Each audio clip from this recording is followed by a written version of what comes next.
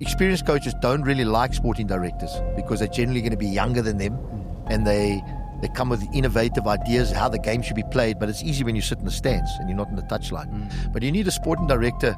I think sporting directors, sometimes you need an older guy who's been around, maybe an ex-coach. I've got Coach Gavin Hunt, the big boss.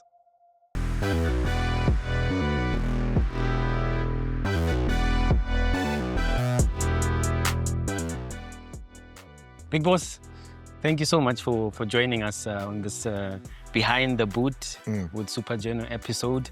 I want to know, how have you been whiling away your time? This was a bit of a strange season for you. Yeah, I got a bit early off. I got knocked off a bit early. Yeah, it hasn't been good, because, it's a bit frustrating, not being involved till the end. But, I mean, it is what it is in football. So it's been a difficult time for me watching the games, and I've tried to stay away from it, but obviously, it's in your face all the time. It's on television and in the media and social media, the way it is in the world today. So it's been a bit tough. But yeah, walking, swimming, cycling, golfing, you can only do so much, and you get a bit bored afterwards. So I need to, you miss the action. I miss the action. Yeah, you always have to be active. Yeah, I like the green grass, in the mornings, and you miss the interaction with the players and just the building up for the next game or whatever it is. So, yeah, at the moment it hasn't been very good.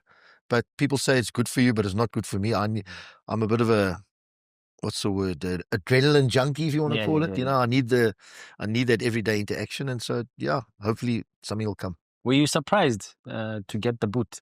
Yeah, listen, if you look at the results wasn't good. I mean, we know that, but there's a lot of things that went on, circumstances and things like that. And you can say, we can blame each other or, parties or the board and me and the players or whatever, but we're all to blame when the results are not going. And obviously the coach is the one who's in charge. I mean, it's like anywhere in the football. And it's also the cheaper option to... Yeah, possibly. Yeah.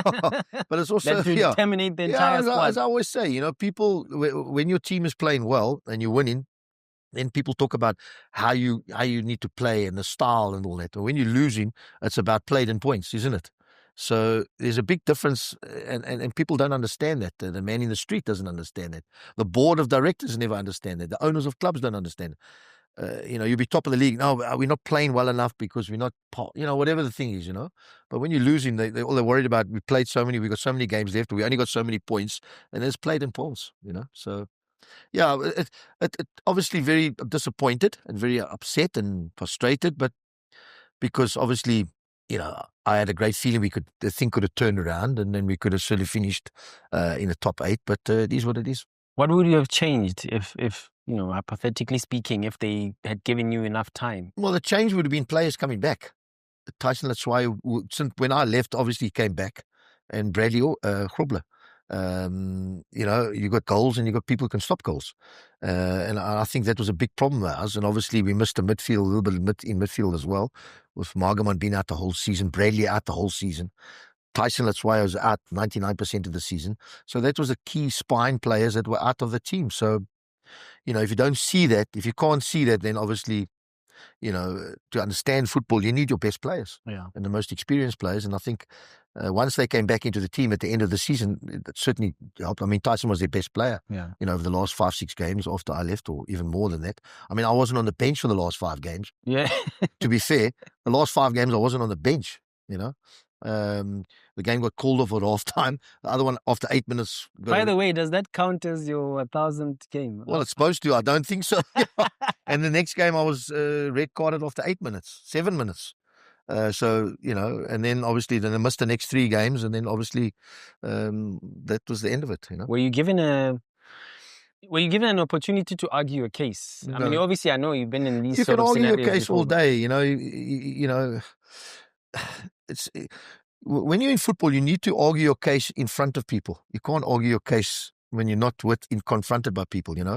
And I always say in football, sometimes less is better when there's less board members or less directors, or when you've got a CEO or just a owner of a football club where you can talk. But at SuperSport, they don't strike me as the interfering type. But I mean, I'm not behind the scenes. No interfering. But I'm saying there's a big board, what I mean, of people who are involved in the football club. Yeah. So, yeah. So if you are your recruitment strategy gets, sort of analyzed a lot more than you'd like? Is that what you mean? Like if you are giving Stan Matthews a list of players that you'd like to recruit, and then he has to then go to the board. Yeah, They so have to it's a go. bit long-winded, you know what I mean? Yeah. Well, yeah, I feel sometimes that you need to shorten these things down, and to have a meeting, you need a board meeting every day, not every 3 months or 6 months. You need a board meeting every day.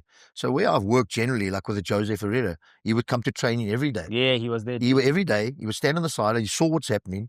We would, as the training finished, we would walk off the training. We're having a board meeting about where and how and what, and when you got that, master of free agents, that Jose. But Jose Ferreira it's a travesty of justice. He's not involved in South African football. 100%. He's the best brain, the best. If I'm an owner of a football club, I'll employ Jose Ferreira tomorrow. He's the best. He knows football. He's Portuguese. You know what Portuguese do?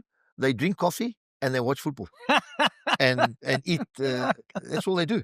So they're chain smokers.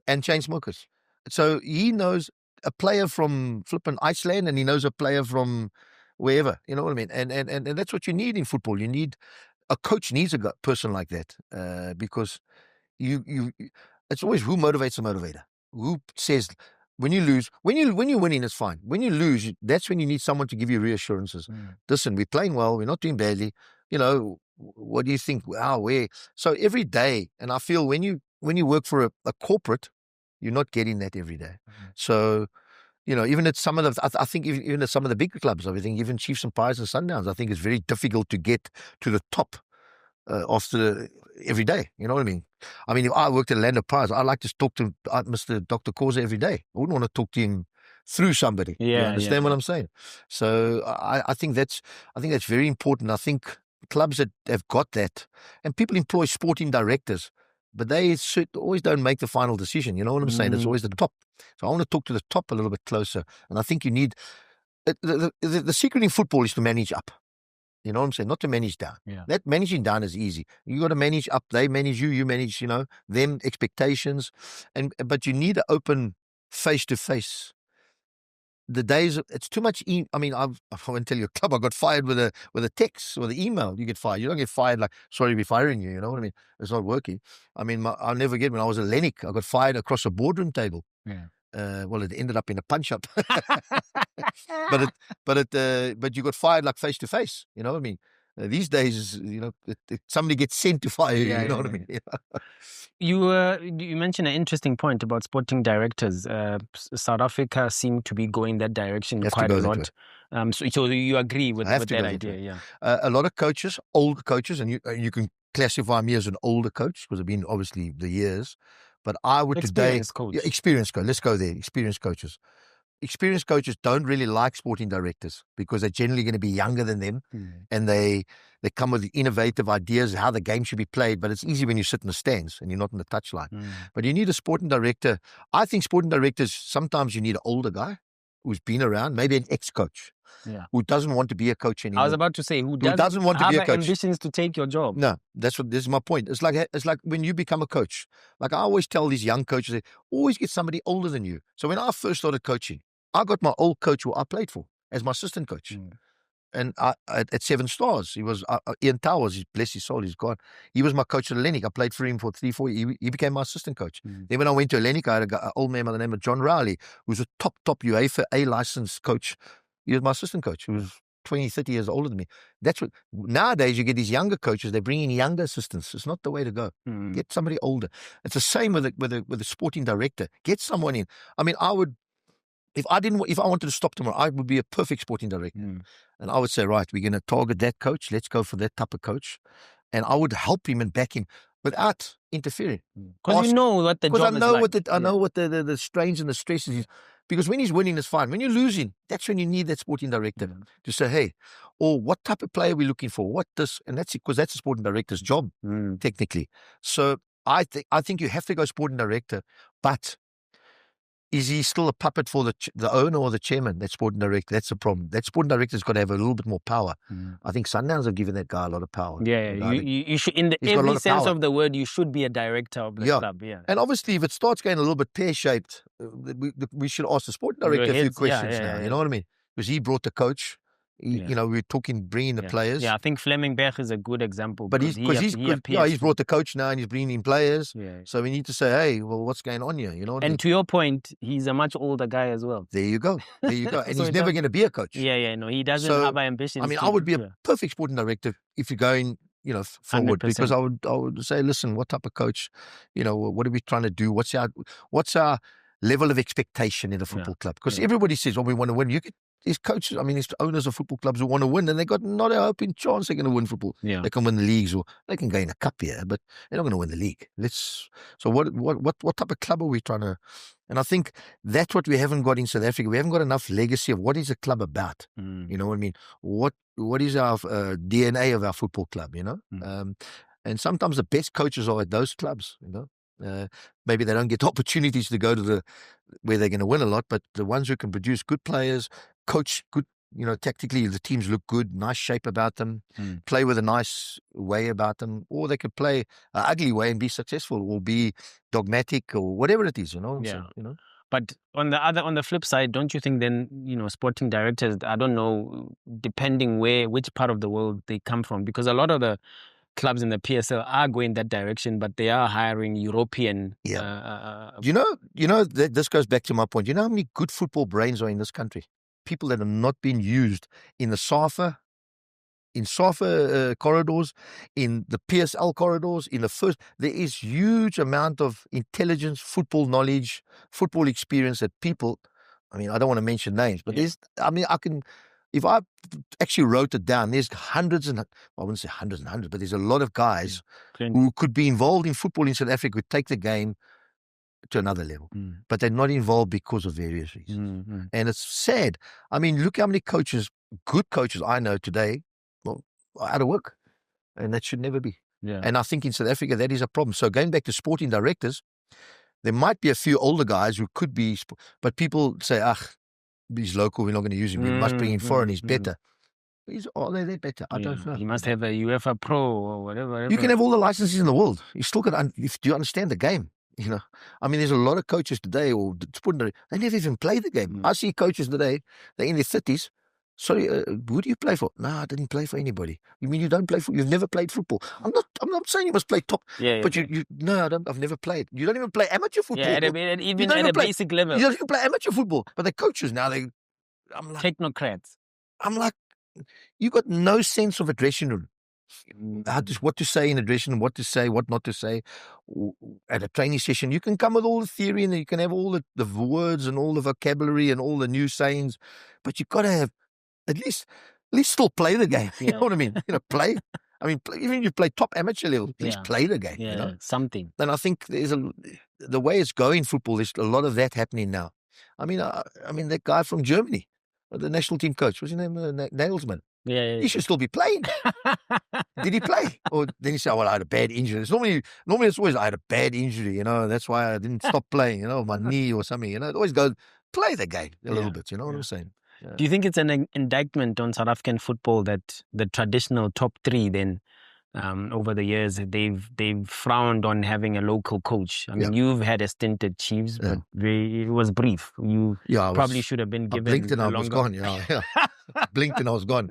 Yeah, there was nothing, yeah. We got to the Champions League semi-final, yeah. Let's not go there, yeah. If they ever get there again, I wish them well. No, they'll do. Great club. Listen. I mean, it's just a fantastic club, and they've won a trophy this year. Yeah. Does anybody ask how they played? What, you know, they won a trophy, and where they finished in the league, they won a trophy. So fair play.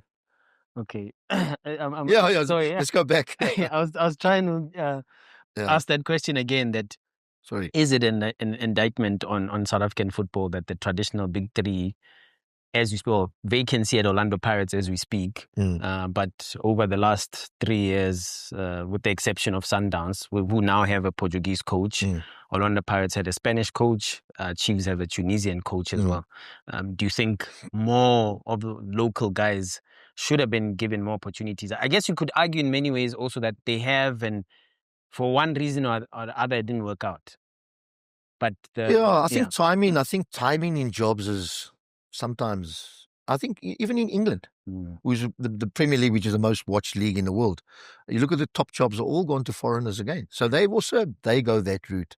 I think the bigger clubs always feel that they see these things where they work, they find out about them, whatever, and they feel that maybe this is a better solution than having a local guy. I find that a bit. Obviously, it's detrimental to us as a local. We've come through the ranks. We've had to earn our stripes. We've earned, a lot of guys earned our stripes. I'm telling you, when you have 3-4 years in the first division, you go to UEFA to do your licenses. You're going all the way there. I'll go there as a foreigner, only South African in my group. They frown upon me. South Africa, do you play football there? Meanwhile, I was a coach in the Premier League for 4, 5, 6 years. Yeah. You play there, and then you say nothing. You can't say anything until you have to. I always say the sign of a good coach, watch them work.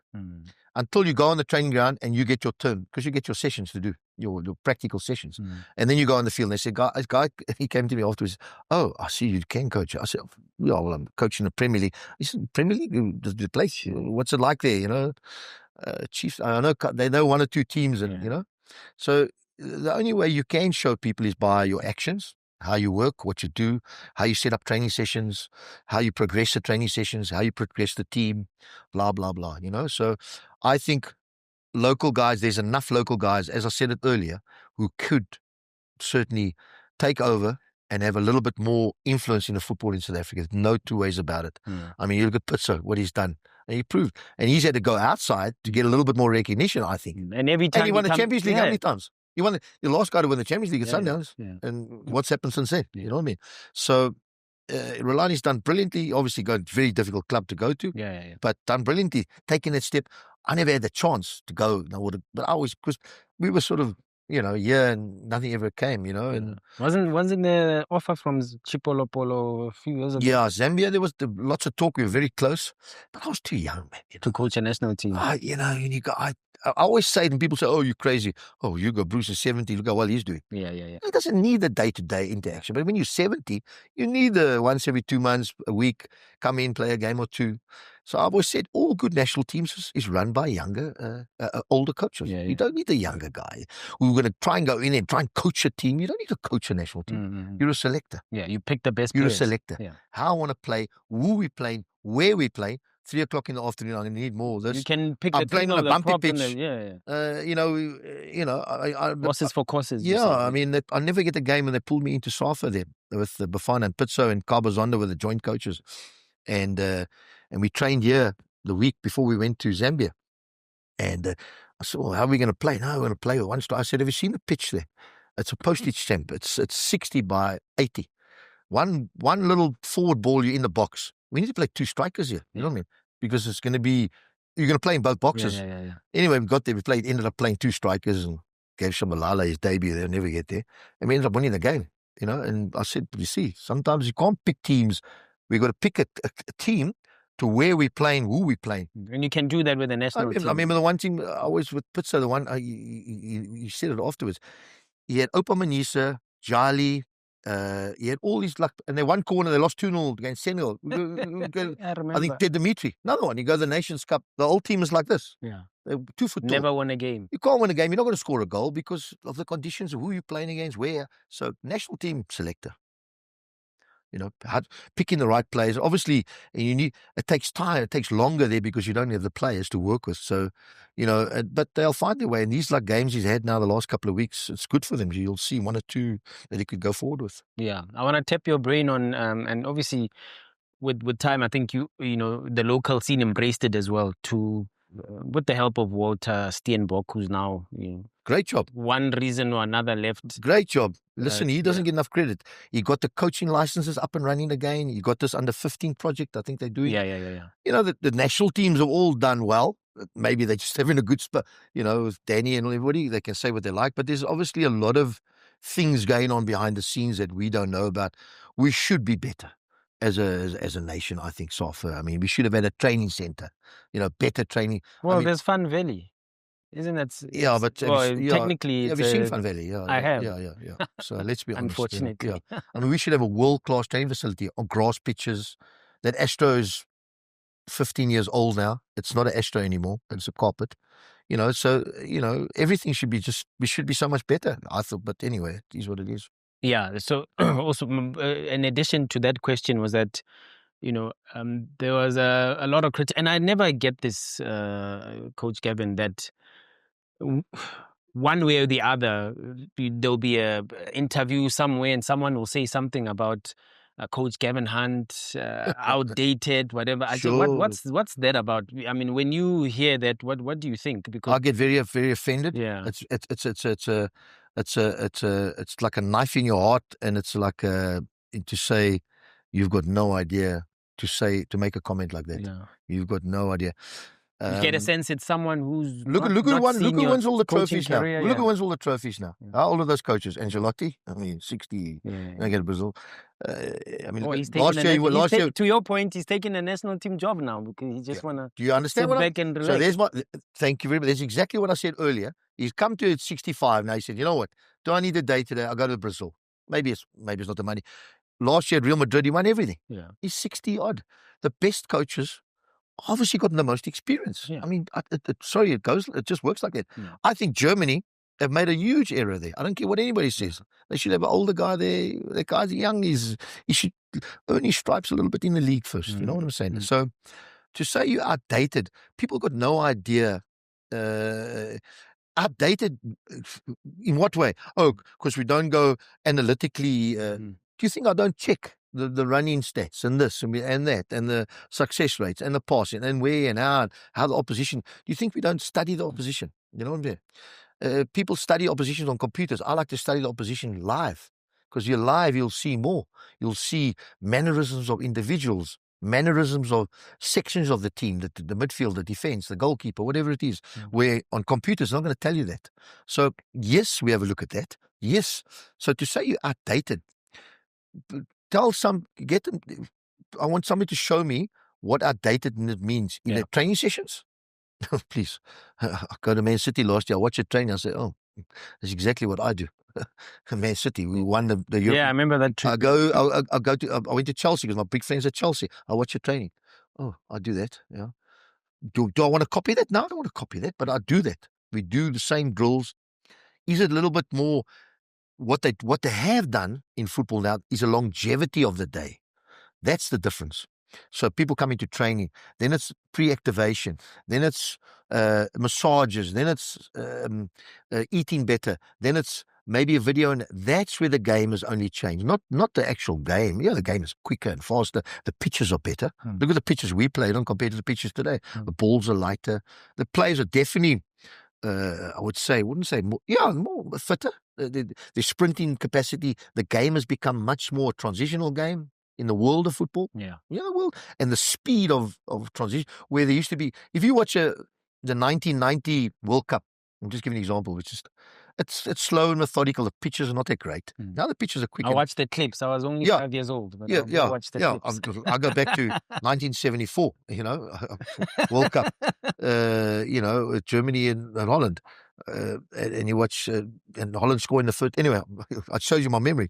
But if you watch football, so the game has changed, yes, but the essence of the game, the ability of the game has changed, where players are becoming more multifunctional players now. They're not becoming position-specific players. Yeah. So the old winger, who was a winger, now it's all invertedness now. Wingers off the right, left, and a little bit fashionable. Football's very fashionable. I watch the next World Cup. If teams play with a back three and they win the World Cup, the next season, the local leagues, they will play with a back three. Yeah. So when Germany won the World Cup in, when they won it, 90, they play with a back three. I'll never forget, we came to pre-season, we play with a back three now, but we play with a back four all our lives. Now we play with a back three. So we tried it for 1 or 2, and we ditched it because, it wasn't working out. Yeah. You watch now, football, very fashionable. Spain play with this invertedness. The Yamal off the right, the left foot, and the other one, Williams off the other side. Teams will copy that, and you'll find the trend is, so how clever and how outdated am I to have my own inventiveness? I'll never get, years ago, I played with a midfield three, and everybody played 4-4-2 in the PSL. It was pretty standard. And I came with a midfield three. We beat Kaiser Chiefs 3-0. They couldn't handle us because we had an extra one in midfield, Small things. Oh, you great brain. I'm outdated. And then 2 years later, everybody plays with the midfield three. And then I have to change. You play with this and you do that. So you're always finding ways of trying to better yourself, but you can't just talk about it. Yeah. You've got to activate it. So how do you activate it? You activate in training sessions on a daily basis. You put in training sessions to try and simulate to what you want to do on a Saturday. I see a lot of coaches, and that's where they have the biggest problem. They'll sit on video sessions for hours and hours and hours and hours, but they don't simulate it on the training pitch. Yeah. So it's like if I tell you as a kid, don't do that. But if I show you, don't do that, then you will learn quicker. It registers quicker, So if you've got muscle memory and you've got you anticipating the situation before it's arrived because you've been there, but to tell you, you're going, oh, geez, but you told me. No. So less of that, more activation on training grounds, more training sessions, duplicating, simulating the actual what's going to. People say to you, I listen to this every week. We know how they play. I guarantee you, the opposition on Monday to Friday will practice the same as they practiced the Monday, Friday before. Yeah. And they've done nothing different to know the way we're going to play. You know what I'm saying? Do you simulate the training session? So we're going to play the long ball. Do they practice that? But they just practice their normal way. But then they'll sit for 2 hours or 3 hours with the players. They do this, they do that. But you haven't practiced it in a week. What you're going to play against. So you need to you need to be innovative as a coach. And to be outdated, you need to practice against. So, I mean, like at Man City. So they played against, who was it, Wolves. And they play with a back three. They need to put a back three in and practice against it. You know, and try and simulate it and try and get 100%, to what, you know you're going to get caught on the width. You know, the width. When your teams play with a back three, they're going to get caught on the width playing against them because the two wing backs are going to be really wide on the touchline. And if you play in a midfield four, your distances of traveling out of position is going to be big. So you got to practice, you know, and you got to understand that, or your striker's got to help you, or whatever the situation is. So you've got to. So just going back to your question about being outdated, it drives me absolutely bonkers when I hear people talk about me like that, and people have got no idea about situation, you know, and I'm very what's the word, trying to bring younger coaches through as well. I've done it all my life. Let a guy help him with a session. My assistant coaches or wherever it is, put sessions on. Let them do it. Let's learn from each other. See what do you think? And so being outdated is really it disappoints me. Yeah, but, I can imagine. Yeah. You got to, you know, it's fish off a duck's back. Yeah. I'm gonna try wrap it up with this conversation now. Just talking about the next move, the next steps. Obviously, you know, earlier we spoke about wanting to be on the pitch. You can't, you know, sit at home and play golf all the time. Yeah, unfortunately, it's getting worse actually. I've seen better swings in the park, and I've been on camera. There's another thing now. So now I've gone the analytical way in golf. You know, like really analyzing and No, I don't want to see it. You know, it's shocking. We should just stick with the feel more and practice more. But anyway. So have you turned down any jobs? Have you had any jobs? Nothing has happened. Nothing has happened, and that also, I wouldn't say it disappointing, but it's disappointing the fact that because if you clubs that don't have coaches right now, surely you've got to get a coaching early. No, you can't have owners or chairmen of club letting players go, bringing in new players, and they've got no coach. Yeah, and do you find it's more South African phenomenon? Yes, South Africa, very much in South Africa. I think anywhere in the world, in overseas. So like, who doesn't have a coach now? I think that everybody's. If you look at all the big clubs, they all got somebody for next season. You think that owner or the chairman or the sporting director is not talking to the coach while he's lying on the beach in Greece on his phone or wherever he is on holiday? Listen, we got so-and-so opportunity. What do you think? We might have to do this, might have to do that. I mean, when I worked with Jose Ferreira, every single day in pre-season, we would talk. There was no holiday. I mean, this is the working time for a coach because you're trying to build your squad. Listen, we're going to have to let so-and-so go to get X. We're going to have to let this do all this. And that's what happens. Because you know the squad better as well, you know. Even if you're a new coach coming in. And if your sporting director and your owner know how you want to play, would like to play, or how we play, what's our DNA, we know that. I mean, I've had so many phone calls from my ex, like Jose or even Stan. Yeah. Listen, we got so-and-so. He doesn't really fit into what we're trying to do. He's a good player. I said, but it's square pegs in round holes. Yeah. you understand what I'm saying? And I think that's where Sundowns have done well. I think before Pitso got there, they would sign the best player in the league and try and fit him in somewhere. And then obviously it was disaster. When he came in, Pitso, that's why you got to commend him. He said, no, I need this type of player. And we're going to play like this. And I think they got out players and got in what they wanted. And that's why I have coaches there. Otherwise, let your son run the team. You just come and coach. You buying the players. What am I there? I'm there for the good times. Yeah, I'll be. But the bad times, then it's a coach. So you've got to. I mean, I know a lot of coaches in the PSL. They come to training and the guy's there with a new tracks. Who's this guy? No, he's a new signing. They don't even. I won't mention. I mean, the coaches, because we talk. I said, what did you sign? Before you get into. Or a player has been sold. You signed. Did you sign that guy? No, he rocked up at training on Monday. Oh God, good luck, mate. Yeah. I had him, or you had him, or he was there. And do you know this guy? Yeah, I know he played like this. The coaches talk. Yeah, it happens.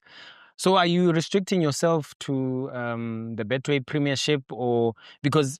And I'm asking that because does it mean you would consider returning to your former employees? You've done it with SuperSport before. Yeah. Would you consider doing that type of thing? Because essentially you'll run out of clubs then. Yeah, I mean, it's a sad state because this was never me. What's happened the last 3 years? You were one club man. I was a player as a one. Okay, well, I went 6 months to another club, but I was 14 years at one club. I never wanted to leave SuperSport in the first place, obviously, but Wits said, right. The Wits project, the Wits Jose project as well. And Jose and SuperSport then were selling the players, it was, I said, we're not going to win here. And we chalk and cheese between the SuperSport, you won 3 league titles. No, not even a day. And all those players went to all the clubs, Sundowns and Pirates and Chiefs in it. And so I always said, you can't, in football, it's very difficult. I don't want to jump. I hated it. I mean, what's happened now the last 3-4 years is not me. Yeah, and Wits forced your hand. And Wits forced me. Wits forced me. I would never have jumped and done and moved. And then I know because you know the game. These things are going to come. Where at Wits, I could have been the sporting director now. I would have moved upstairs and got a coach, been there 10, 12 years, and we would have built a project which we were doing from the ground up. That was a good project then. When Wits went out of the league, we weakened the PSL. Yeah. Wits was the only club that would have challenged Sundowns. I don't care what anybody says. And we were the last team to win the league. Would you say because of your recruitment strategy with Jose was second to none? Best. And then obviously you had Brian Joffrey. What? So people, I mean, I heard a coach criticize me in the media a couple of years ago about when, because I criticized him. I said, you guys are buying players, blah, blah. And he went in the media and said, oh, well, you mustn't talk. He bought players. We bought one player. The rest were free. Did we pay them better wages? 100%. That's where the secret was. That's what I mean. That's what the secret. We got free agents. Free agents. Tulani Lutswaya, Darren Keith, Tabang Monaris. But good packages. But good packages. So you pay them better, but smaller. So that's where the homework was done behind the scenes. You know what I'm saying? And then we built a team. But we built a team on some clubs would never touch those type of players. But obviously those players built their profiles, Dion Otto, and then they went on and he's been Pirates' best player. Best player, I don't care what anybody. Yes, he makes, he shoots and he's irrational, but he works hard. He can play left back, left wing, right wing, striker. He can play anywhere. And because I think we did good work with him. I'm not saying it wasn't just us, but we did good work with him for him to have that move. That's just one. The Bangwanaris, and you go on and on and on. No, it must have been a dagger to your heart when that. Oh, we were in COVID. We sitting in the hotel, and it was horrible. You sold like pieces of meat. It was like pieces of meat being sold. And the players are sitting to me and said, Coach, I got this offer from Sundowns. I got this offer from Pirates. Wait, I told Dion Hotter. I told him to his face. I said, Dion, don't go to Sundowns. They don't play with wingers. Because they wanted him and Hashim. It doesn't suit you there. Pirates is better for you. They play the wingers. That was one. And then we go to, and then we go through the. Was it because you also linked to Pirates? No. It was going to happen. Sure. Maybe I should have gone there. What a bad mistake, Would have stayed there longer, maybe. Yeah, definitely. Because there was a lot of those. My guys were all there, and the way Pirates played suited me, more. Anyway, but that was then. So and then obviously that came, and then I was in, and I didn't, and everybody was going. I was like, shit, where do I go? What happens now? So I went home. I said, okay, here we go. At the time of basking in the sun, and the phone went about 2 weeks later. And, things happen, and then the rest is history. Yeah, no. I want to revisit. Why didn't you take the Pirates job again? Why didn't I? It wasn't about money or anything. I tell you what, I tell you, at that time, and I don't want to lie now, I think because I felt that at Chiefs, I think there was a better rebuilding phase there, and we could build another team. Where Pirates was pretty much, I could have just come in and. But why? They had a transfer ban. So you were not. Yeah, but I was told it was going to be. I was told that they were going to lift it. I was told it was going to be lifted. It's all going to be. Don't worry, and we're going to build a new team here. So I went. That's what I want, because I felt also sometimes when all your players are going to Pirates, you know, Vincent Pule, Tabang Manari, Ben Matswari, Dion, Tyson. I thought maybe a cleaner break. Let me go and we build another team. Yeah. Instead of working. I've always been a builder of teams. I think if I'm not, saying. Yeah. But I've always liked to build my own team. And I know when I build my own team, we'll be successful. No, for sure. I just need SuperSport. I just need time. Swallows or wherever I've been, Leopard, whatever. So I need to build my own team. And I thought Chiefs, we're going to build another team. I thought that's the way to go. You know what I mean? And I was a bit of I wouldn't say fan, but I mean, I've always liked the Chiefs. I thought Chiefs. And then obviously we were still in COVID. You think that's going to come out of it, but you don't come out of it. And then obviously the ban stays the whole year. Yeah. But then we go in the Champions League, we go and we get to semi-final, and obviously, Yeah.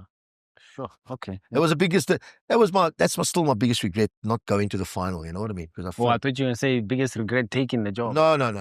Taking the job, you do it again. But obviously, wrong place, wrong time. I wouldn't say wrong place, that's wrong timing. I still think they should have kept Ernst. He missed the league by 15 minutes. Remember the drew with Barocca, that last game? I mean, in the bubble, they really struggled. I think if there was no bubble, I think they would have won the league. They would have won the league because they were a few games to spare, maybe. But then we went in a down period bubble, and I think they only got like 5 or 6 points in 24 in the last 8-9 games. Yeah, we played them twice. And we beat them and we drew with them. It was bad. And that game, we beat them. We were lucky, Fitz, to be fair. Yeah. I mean, Milokovic missed a goal under the crossbar. They should have beaten us. Yeah. And we beat them in the last minute, in the bubble. So, yeah, it is what it is. Okay, as I said, it was the last question. Yeah. But parting short. And this is, you spoke about developing players. Rowan Hume, yeah. You gave him his debut at when he was, 18? No, younger than that. Younger than that even. Listen, and, you always want to make it like sound 17, but it could have been 18. I can't lie. I mean, it could have been 17, 18, Fantastic player. He's a free agent as we speak. Yeah. Do you think, what's gone wrong there? Well, can he revive his career now? He went to Israel, I think. Yeah. He went to Israel. When he was wanted by Chiefs, Pirates. Yeah, I think and his agent, Paul, I speak to him. I mean, I know Paul well. Yeah. I still don't understand the reasoning why he went. I think that they thought it was a good stepping stone, Israeli league, to go to the next level, going to Greece or Portugal or something. And I thought Israel, and then he ended up playing, I think, 2nd division Israel. It wasn't in the. I stand to be corrected on this whole thing. Yeah, I can't. The first thing was a killer. Yeah. I mean, he killed that boy, because if you'd stayed with me, he would have. Well, the next season, played more matches. Yeah. The problem I think with Rowan is, what is he? What is he? 10? Is he 8? Can he play in a 2-man midfield? Maybe. Is he like a 10? If you play like behind a striker or in that area, whatever you want to call that position, you've got to score a bit more goals. I think down at Amazulu, they played him off the left. I mean, we played against, and then he scored against us, obviously, typical me. All of my ex-players score against me. And he played off the left, cheating a little bit, coming inside. I call it cheating, they play they don't play left wing. They don't track your right back. They stay left wing but inside.